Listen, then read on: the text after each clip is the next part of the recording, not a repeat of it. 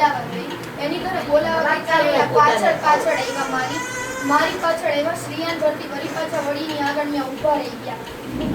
હું શ્રીયા આવેલા ને તો ત્યાં 3 જણા હતા, તો અમારી પાછળ આવ્યા.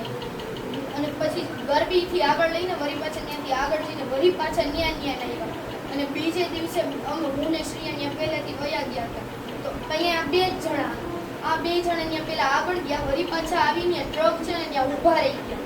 અને બેઠી હતી ને ત્યાં ઊભા રહી ગયા અને સીધા ફોટા આ પિંક શર્ટ પહેર્યો ને એને જ ફોટા પાડ્યા છે મારું. પિંક શર્ટ વાળાનો ફોટો પાડો. કેટલા દિવસથી આ વસ્તુ હાલે? આજે ચોથો દિવસ તો મંગળવારના અમારી પાછળ પડ્યા છે. મંગળવારે તે ફોટા પાડવા એક મિનિટ પેલા દીકરીને બોલ લેવા. અને બીજે દિવસે હતા ને એટલે હું થોડીક વાર ઊભી પણ ઈ ન ગયા, એ તરત ફોટા જ પાડ્યા રાખ્યા અમારા ફોટા પાડ્યા રાખ્યા. એટલે અમે ઊભા થઈને આના મમ્મી આગળ બેસી ગયા. મારા મમ્મી તો એની આગળ જોવા ગયા હતા ને એટલે આના મમ્મી આગળ બેસી ગયા તો એ લોકો ન ગયા. અને પછી મોડું થઈ ગયું તો હું મારા ઘરે આવી તો ત્યારે પાછળ આવ્યા. અને હું અંદર ગઈ ને ઘરમાં તો મેં પપ્પાને કીધું, કારણ કે હેન્ડલ લોક એને માર્યો તો નહીં, મેં ખાલી જોવા મેં પૂછ્યું પપ્પાને, તો પપ્પા કે જોઈ. પપ્પા લઈને ગયા હતા ને રોજ માર એટલે કે જોઈ લે. એટલે હું બહાર જોવા આવી તો બ્લેક શર્ટ પહેર્યો ને એ બોલ્યો કે ભાઈ ગાડી આવડે, પણ મેં એને કાંઈ જવાબ ન દીધો, મને નથી આવડતું. ચોખવટ કરીને કઈ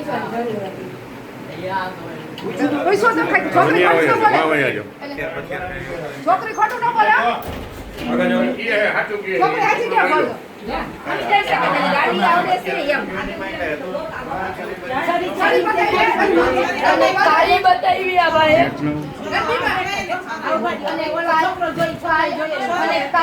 એક મિનિટ તમે બધા બંધ રહ્યો, પેલા છોકરીને બોલવા. અને કાલે હું બી ગઈ ને એટલે મેં આને ના પાડી દીધી કે હું ગરબી જોવા નહીં આવું.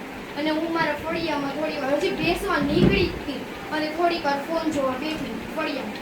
તો આ પેલા અહીંયાથી આ મેઇન રોડ છે ને ત્યાંથી આ 2 જણા આવ્યા. આગળ ગયા ને થોડીક વાર આ બધા અહીંયા ગરબી થાય છે ત્યાં ઊભા રહ્યા.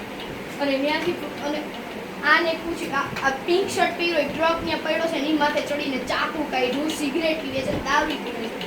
આને એને રિક્ષરનું ચાકુ કાઢ્યું એ જોયું. બટાકા બોલતા ત્યારે આપણે છોડી ગઈ. રાબાને એમ કીધું કે સમજી રાખજે બાકી મારે અને ત્યાં જેટલી છોકરીઓ ગરબીમાં હતી એ બધી